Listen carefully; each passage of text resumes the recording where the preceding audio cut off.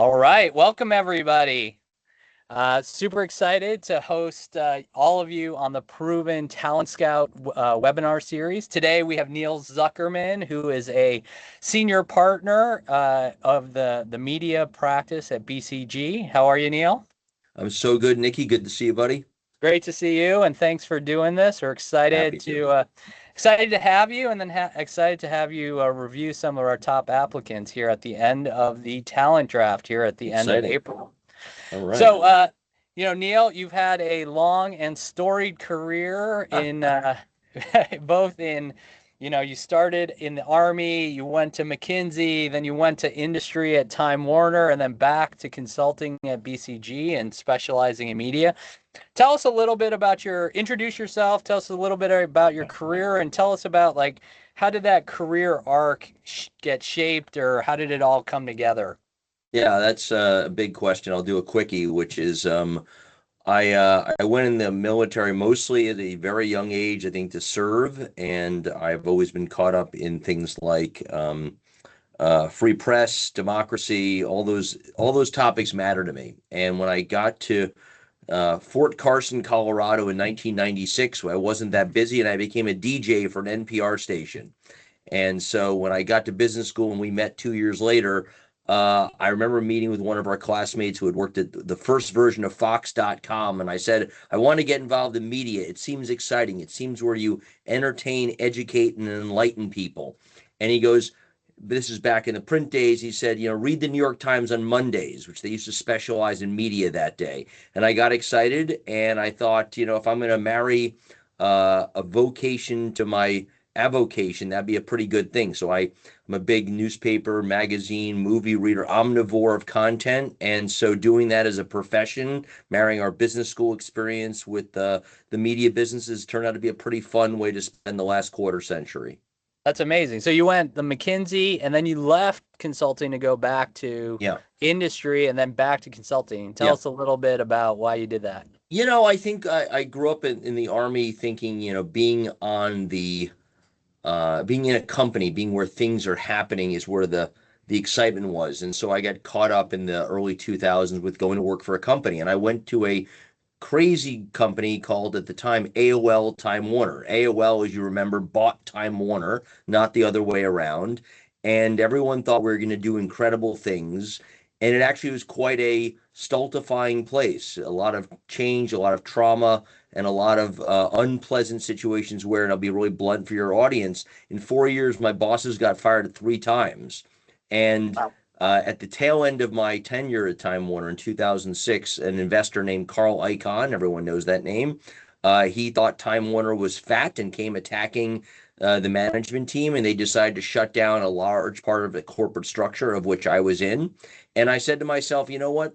I'm going to go back to consulting because, at least in consulting, how I perform is tied to me, not the whims of an investor attacking a big company. And I've been now at BCG 20 years. I was asked to come build a media practice, which we didn't have when I got there. And now it's something I ran for many years, 7 years, and now run a bunch of other things within the media team. And it's been an enjoyable opportunity to build internally, but more importantly and more fun for me, working in an industry where you're touching content creatives, thoughtful leaders all over the place. As I was just telling you, the thing I went to on Saturday in Philadelphia with the four ex-presidents and Nicole Kidman and Tom Brady was an extraordinary testament to how fun media can be. Amazing. Amazing. So tell us a little bit, so our audience is earlier in career or Right. people seeking jobs. Tell us a little bit about BCG and consulting, Yeah. and then when companies come to you here in 2026 and they want to talk about AI, what is the Yeah. conversation? What are they struggling with? Is it adoption? Is it disintermediation? Tell us a little bit about what you're seeing in the world. So tell us Well, about BCG and yeah, AI. let's separate the two. Maybe you'll just stop me after on the first part because I think Okay. they're very different questions. Yeah. If the question is what is BCG looking for, what do consulting firms look for? I think it has been fairly consistent through the decades because you and I graduated business school in 2000, and I think what was looked for then is not that different at a high level. It changes, the tools obviously change, the speed changes, but let me just dive into a bit of what when I talk to people, and I'll be frank with you. I talk to probably once, maybe twice a week to clients' kids, friends' kids. So I've probably in over 20 years, twice a week, I've talked to a few thousand people. So I've given this spiel a bit before. I guess I'd say the following.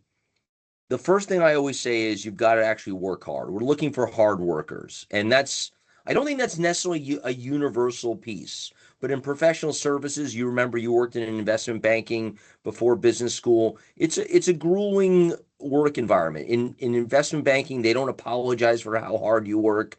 In consulting, we feel bad, but we still expect it because the clients expect it. So there's working hard, which that's shoulder the wheel. That's a testament to how hard you can focus.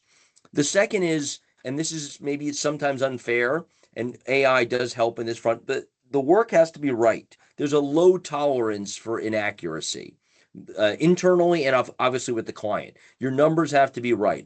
In my Army days, we used to talk about check, recheck, and check again. And so the content has to be right. The third thing, which is not surprising for this kind of environment, is you have to be able to work well in teams. The work we do is done in teams. And even if AI pulls out the need for some of the more basic work that had been done typically through just blunt force effort, working well in teams is necessary. The fourth I would describe as curiosity. Sometimes you're going to work, especially as a junior person, sometimes you'll work on a media company and maybe you're passionate. And sometimes you're going to work on a mining company in Perth, Australia, and maybe you don't care about pulling mining materials out of the ground. And so you have to be curious about the problem solving. And then the last thing I'd say is flexibility. I think we're a client service business. And whether you're selling to a small company, a big company, whether you're selling on your own or in a large corporation, uh, the clients will say one day, let's work on X. And someday, the next day, they may say, well, let's stop, let's work on Y. Or you may say, the plan we came up with, that's not the right thing, it's not adding value. Flexibility is interesting now and necessary. Now, I'll go back to those five. And maybe if it's valuable, Niki, you tell me, just to talk about how one shows that Yeah, from a no, candidate's perspective. I think that's what people want to hear is Yeah, especially in a world where you're just submitting resumes or maybe you get to an interview, yeah, like how do you basically stand out and if you know that those are like the four or five things that you are looking for, how do you yeah. tell that from a resume or an interview? Well, I think they're obviously different, especially as resumes have all been not just digitized, but being ingested into AI to review.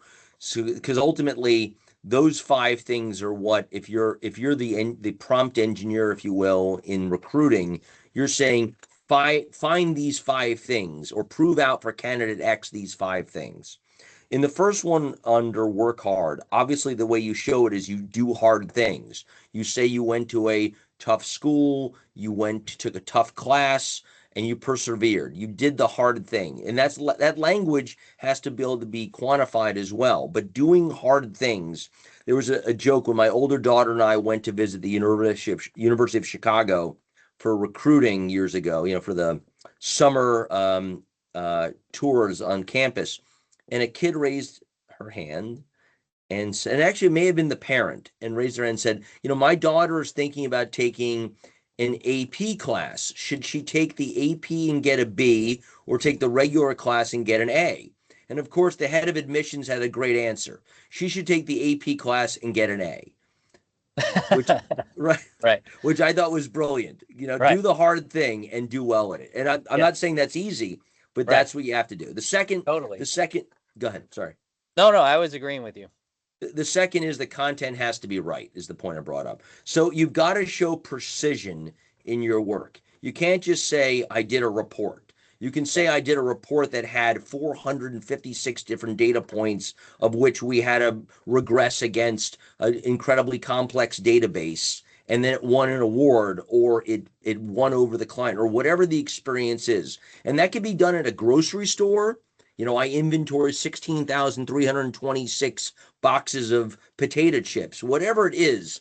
Doing hard work and doing it right is necessary. So showing your precision in what you've done and the magnitude is really important.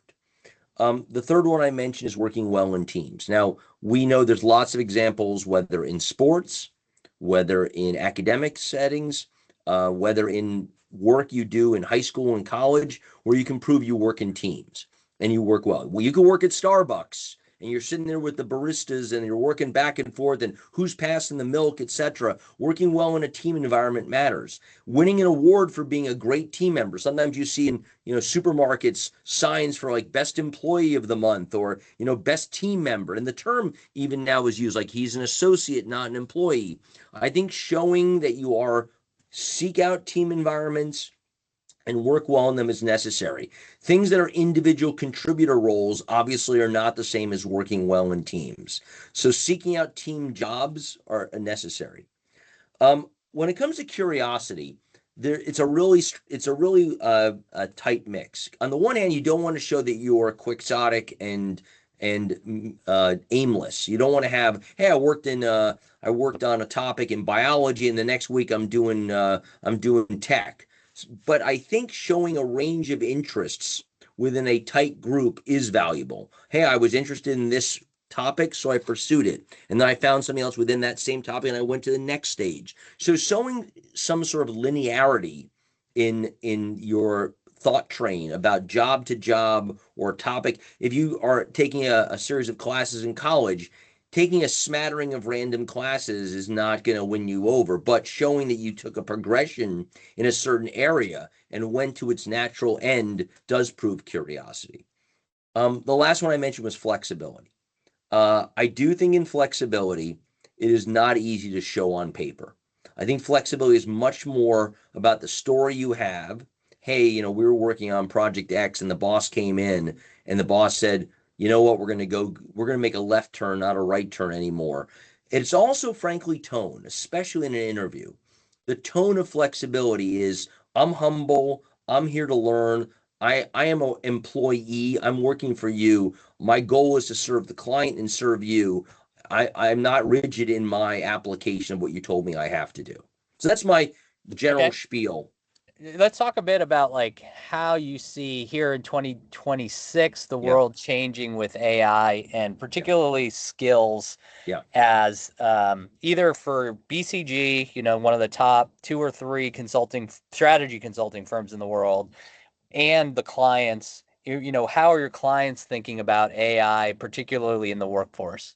Well, look, let's all agree on something. It is early. It is early days, and the vast majority of clients that are not up in Seattle or Silicon Valley are dabbling in lots of ways. And I think sometimes the rhetoric is ahead of the practice across many corporations. I think what's acknowledged is that AI is powerful. What's acknowledged is AI has to be inculcated into different parts of the way people work, and AI is probably something that everyone needs to be skilled up on. My own CEO put out a public notice today about a partnership we have with Google and how we're all using Gemini very intimately. Same with Claude, same with ChatGPT, and with lots of freedom for every single employee, from the mailroom guy to the CEO, working with the tools to see how and what they can do. So I think in general, all companies acknowledge the need, and some companies, but not many, have actually figured out how to spread it out. But I think it does, especially in a professional service environment, I think it does put some burden on changing what we do and how we do it. The first most obvious piece is that in projects where you had um, basic data gathering, that was a meaningful part of the work. That, let's call that 2 to 3 weeks of quote unquote getting up to speed. That's 2 to 3 days at best now. And so there's very little tolerance from clients for paying for and waiting for basic analysis. It's just not interesting. It's not worthy of them paying for or the patience for it. And so what's needed in this new world in that example is very quickly getting to first order implications of what the data says, as opposed to talking about it and what the data is. I'd say the second thing is there is no question there is a expectation now, not just a premium, but an expectation of speed. So whereas a project would last, let's say, 12 weeks to do some strategy work, I think there's an expectation it's now maybe that should be 4 weeks. And that has its own pricing pressures in our industry, which we have to work through. And I do think the third piece is the rigidity by which most people in business, not just consulting, have used PowerPoint formats, the landscape slide after slide, I think has truly reached its end. And I think the tolerance for a plotting PowerPoint story as opposed to fluid ways of telling stories and communicating, I think is an absolute need. And that's a real, frankly, a burden and potentially a real path for growth among young people, because if they follow our generation, we've basically been using PowerPoint slides for 30 years Mm-hmm. as a communication tool, and that's definitely changing. We just did an interesting piece of work for a client where it was all built in Claude, and it's effectively it looks like it's HTML, but it's a completely interactive tool that feels very natural in a way that I don't think we would have done even 5 years ago. So that's some general arguments about what's changing. Well, I was just reflecting on the five things that are important in terms of working at Yeah. BCG.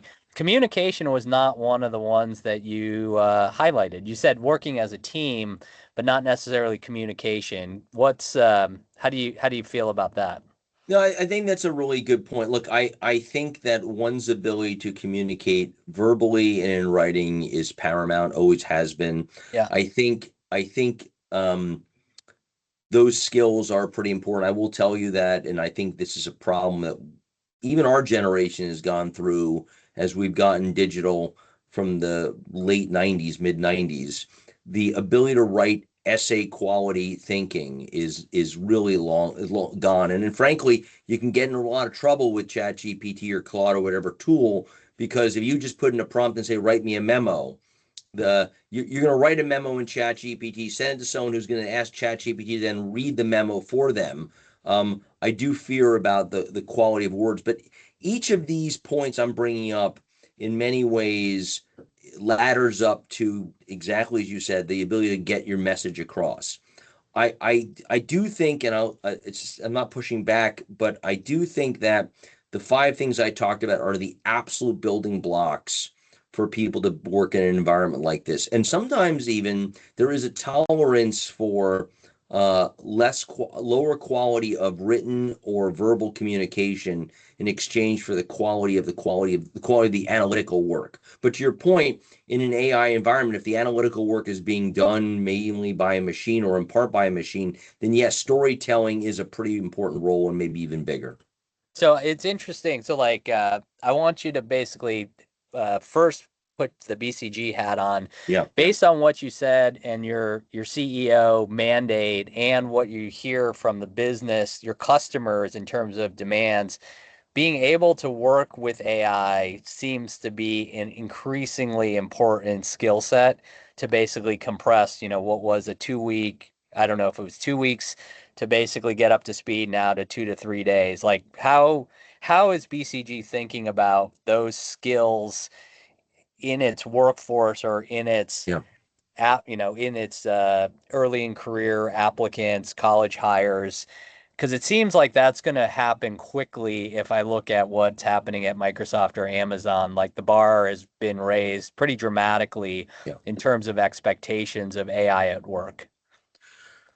I could be old man-ish about this and say it is in many ways a next level migration of the same expectations that have been put on our parents' generation to know how to use quote unquote a computer, our generation to know how to use the internet, and this generation's need to use AI. Of course, that's the same expectation on our generation. We all have to know how to use these tools.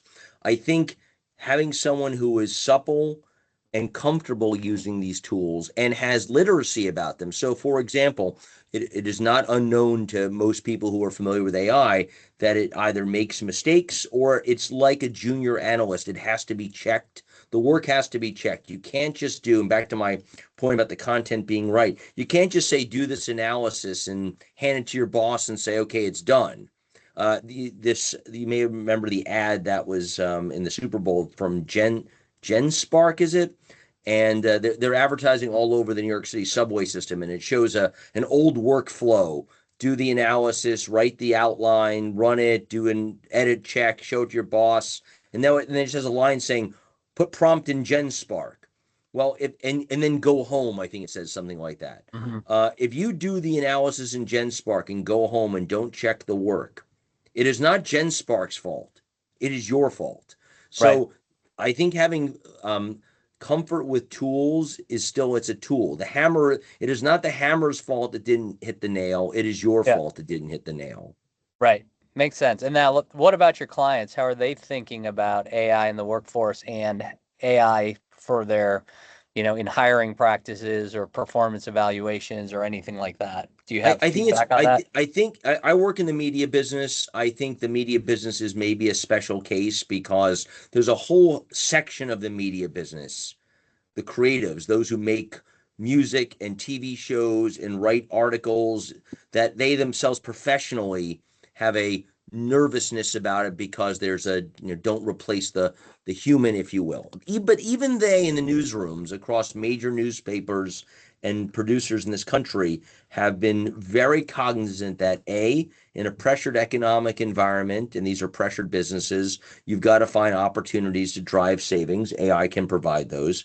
B, there is speed and value of getting ahead of your competitors. C, the same thing we just talked about for BCG. If you don't train this workforce on how to use this stuff, maybe that workforce will go elsewhere. And so there is a training people as a training institution that matters. I think when it comes to fundamental business processes, whether in ad sales or consumer marketing or the back office functions of IT and finance and HR, I think these are all areas they want to explore. Again, it comes from perspectives of cost savings, synergies, thoughts about how we can become better. But I think it's earlier than the professional services firms for my clients, but Okay. necessary, absolutely necessary. Okay. Let's shift gears a little bit.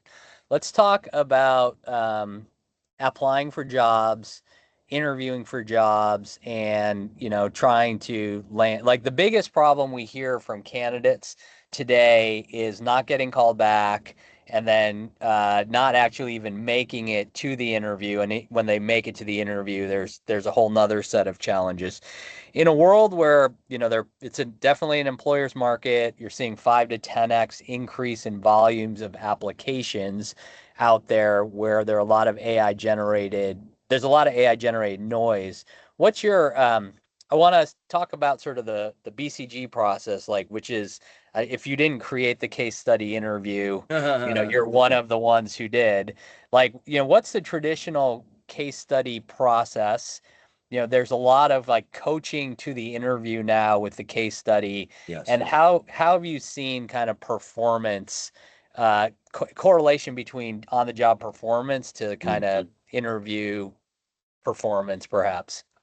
It's a great question. I think as far as the case goes, it was designed, as you know, and maybe our audience doesn't know, the case was designed to show a few things. And let me just state what a case is for the audience. A case study, which is particular to consulting, although I understand private equity does something similar.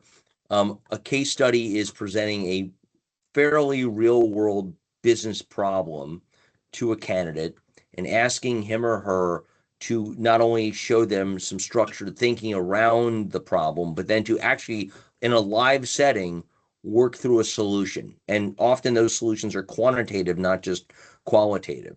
So it requires a few things. It requires um, poise under pressure. That's a big problem when you go in front of a client who's paying a couple of $1 million if you fall apart when someone presses you. The second is it requires structured thinking under pressure.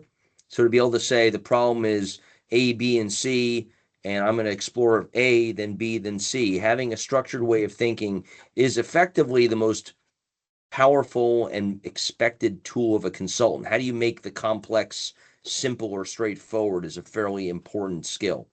And the third thing a case tries to do is it tries to actually engage in a back and forth dialogue. It's not, hey, here's a problem, go take 20 minutes and fill out a piece of paper and come back with the answer. It is a back and forth discussion, a live dialogue about a problem solving. The case giver will give pieces of information along the way, but only when the case leader, which is the interviewee, he or she asks for, oh, it'd be great if we knew how revenue had changed, or it'd be great to Mm-hmm. know how many products we have. Mm-hmm. It's glad you asked that question. There are actually 3 products we offer.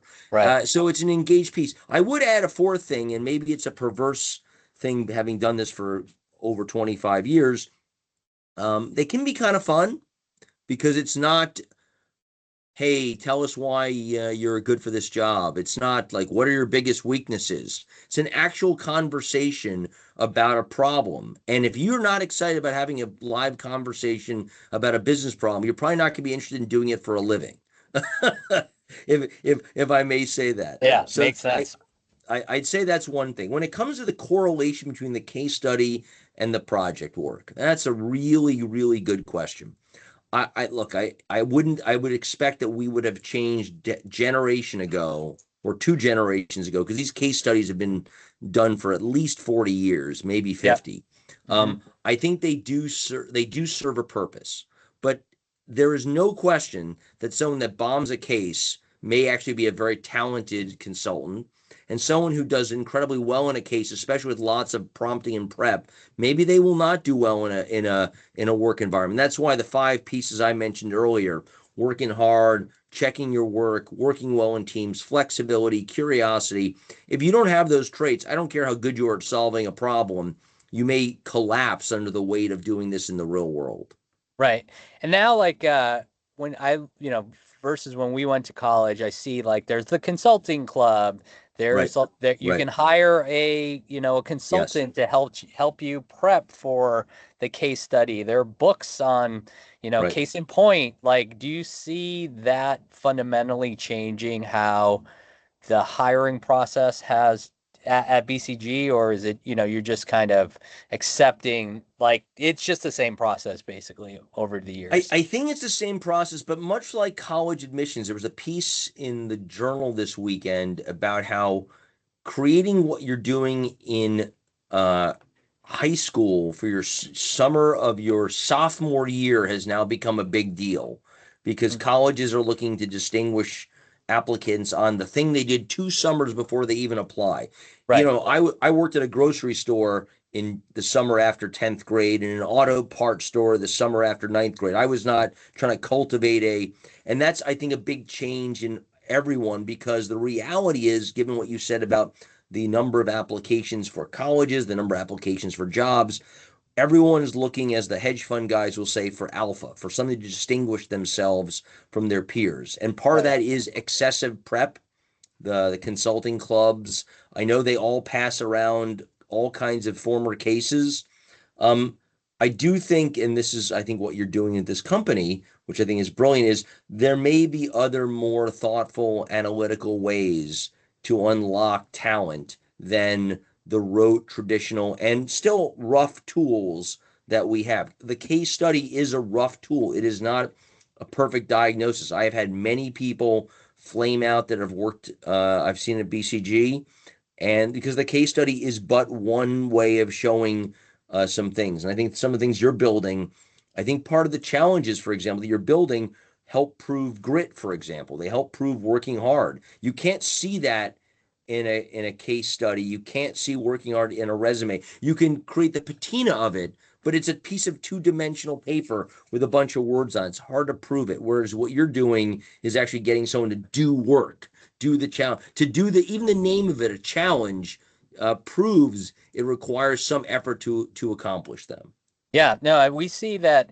It's interesting. Like, we're still like dialing everything in, but like the candidates that take the time and do the work, and then what the value of Proven is actually not just in doing the work, but in the demo or the walkthrough of their work, in Yes. demonstrating the thinking, ends up being the magic that the employer kind of attaches to.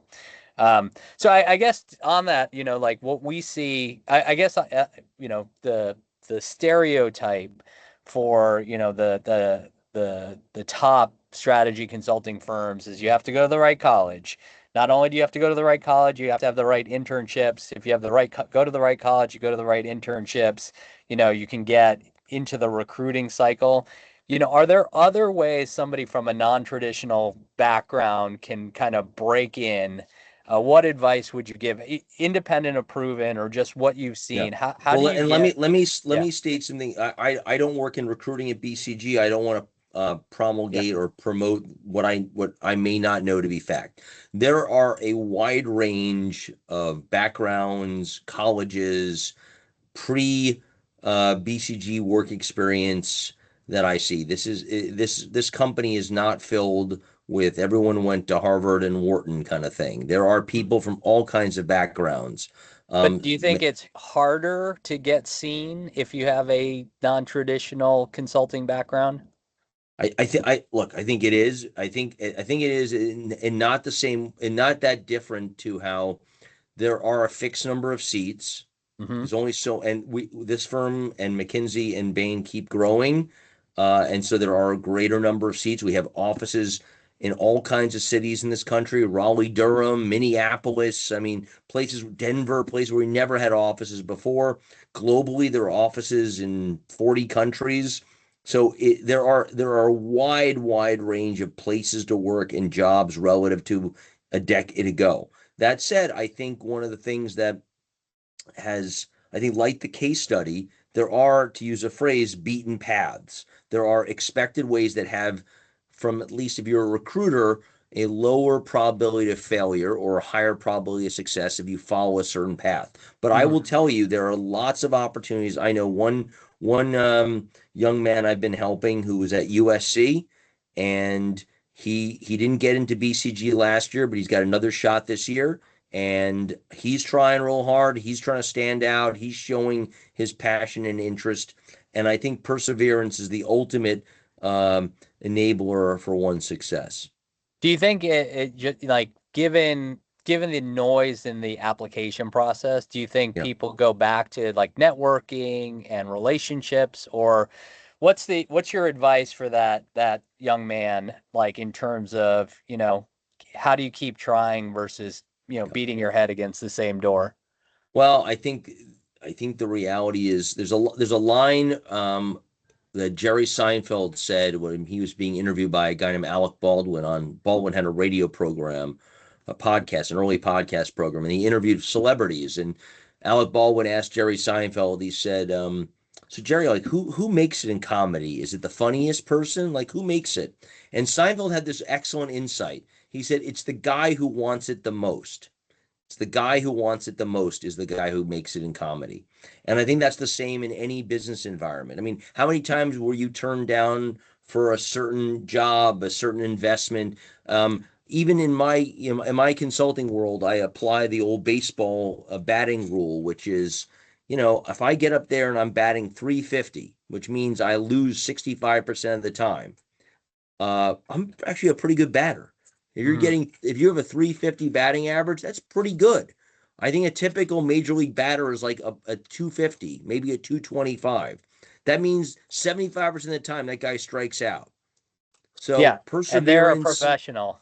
and they're a professional, exactly. Right. But it's really hard when you're young and in college. It's really hard to be persistent. It's easy to get dismayed, especially with anonymous processes, and you get form letter responses. Thank you for your response, but we've picked someone else. It is really hard to pick yourself up when that happens. So I think omnidirectionally focusing on levers and laser focus on what kind of job you want are really the ways you do it. And I think those who are joining this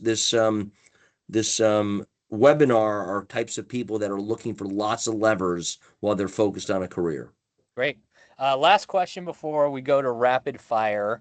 What's the one thing you wish candidates understood about how hiring decisions are made that doesn't make it to career, the Mm. articles or job postings, and it's obviously you've talked about what you look for in candidates, but in terms of like how about the process of how a decision's made on a candidate?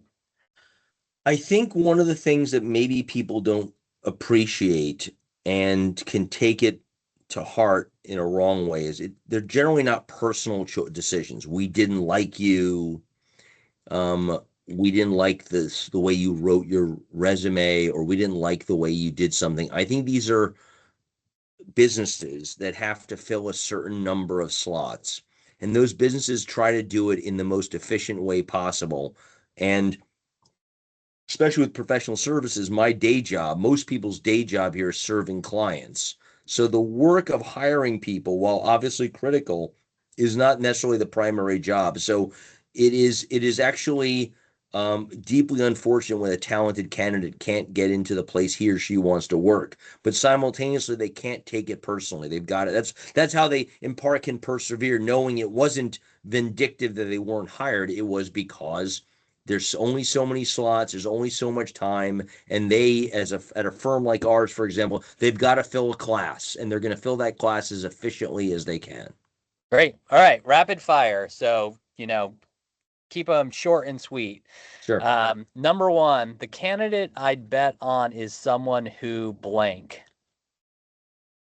Has a track record of working really hard and accomplishing things. Okay. Number two, the biggest misconception about getting hired at a top firm is. It's only because they knew someone. Okay, great. In 2 years, the skill that matters most will be.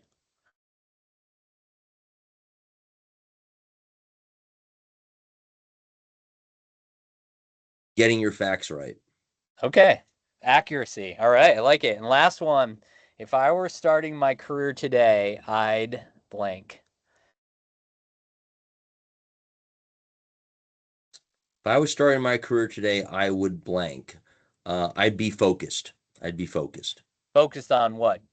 I think whether it's your industry you care about or it's the function you care about, but being focused really matters. To your point earlier, you can throw out all kinds of resumes, all kinds of places, but if in a world of highly competitive environment for jobs, being really focused about what you want matters, because if you're just, hey, I'll take any job, you're not going to get any job. Got it. Great. Love it. All right, let's open it up for questions. So if anybody has a question, we have either there's a Q&A button at the top that you can use to answer your questions. We have Shailja who's moderating, and then we also have the chat here. So feel free to use either one.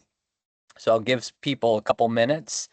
So I guess just while people are asking questions, Neal, what tools are you using? What AI tools are you using regularly? I use I first was a Chat GPT user, and I really liked when they had the 4.0 model, but I've recently gotten much more into Claude. I find it much more natural language. And what I'm using with it is I have, not surprisingly, I dump a bunch of analyst reports in and ask it to summarize. I never was great at doing pivot tables in Excel. So I had a huge spreadsheet of numbers and I just dumped it into Claude and say, could you organize it? By the way, it was a big back and forth between me and Claude because Claude kept recategorizing my categories. Yeah. So as I said earlier, you got to be on top of it because it's like having a very junior analyst working for you. Yeah. And then I guess on that, like, how do you make sure it's accurate? Are you just double checking the work?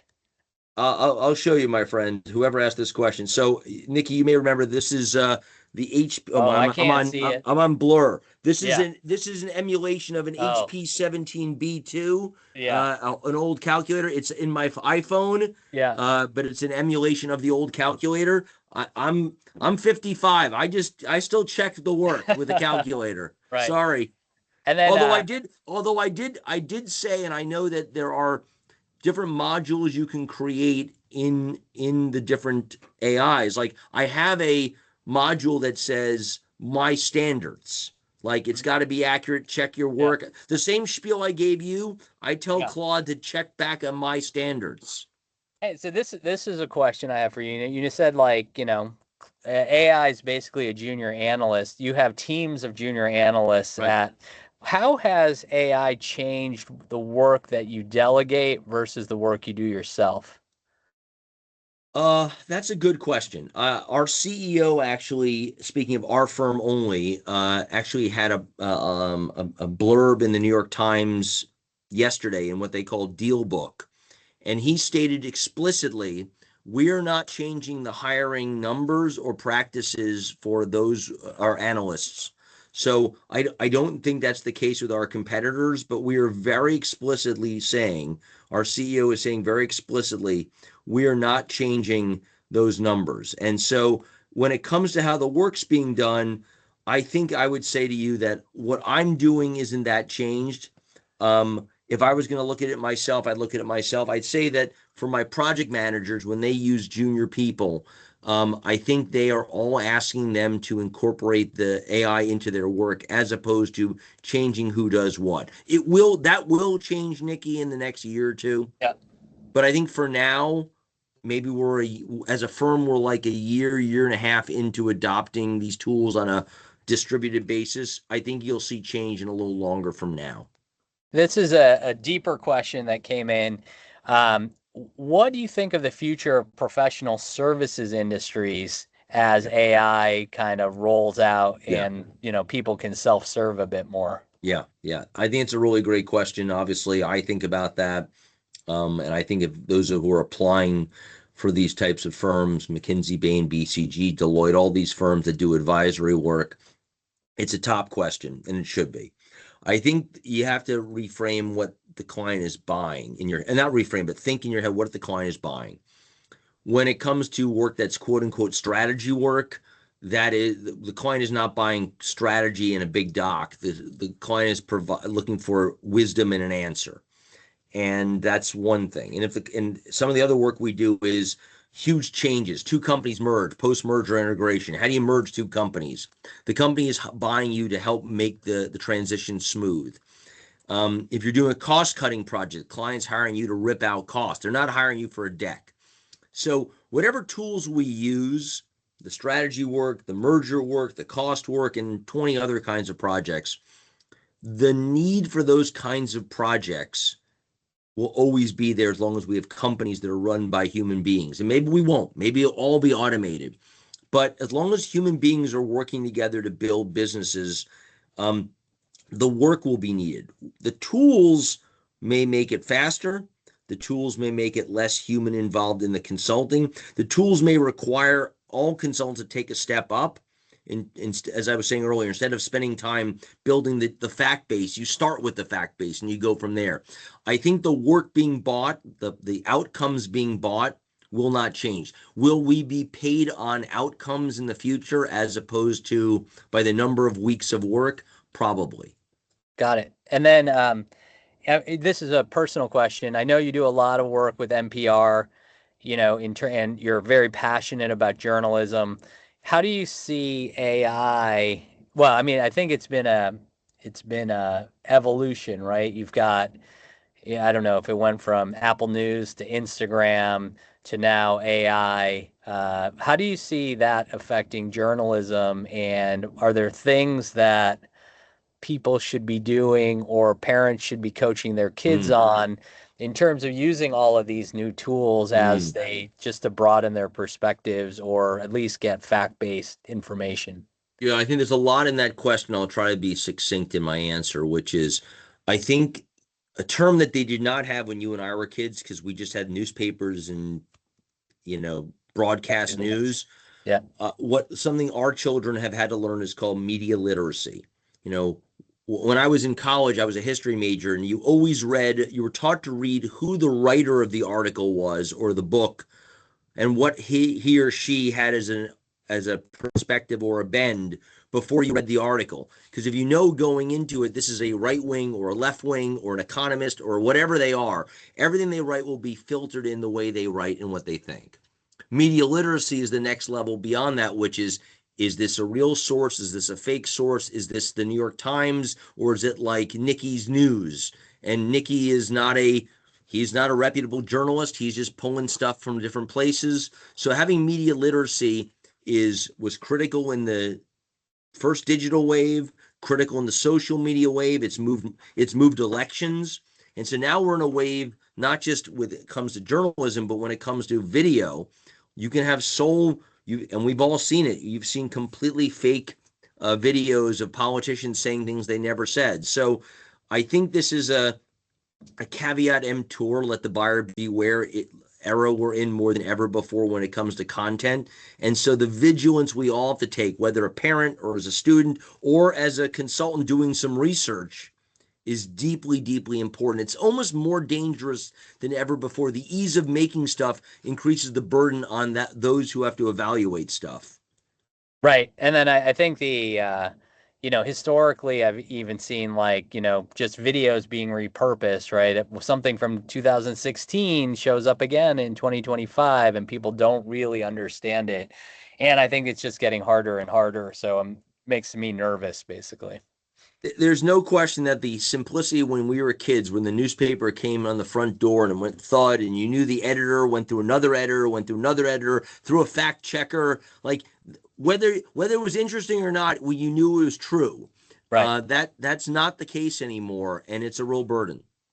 So I will pause to see if we have any other questions. So if anybody has a question, put it in the chat or in the Q&A. And with that, I think we can wrap up here right at 45 after. Neal, any parting words to candidates looking for jobs in a really tough job market? We have empathy for you. Niki and I both have been there. We've built great careers doing different things. You all have great careers doing things you want to do and that have impact.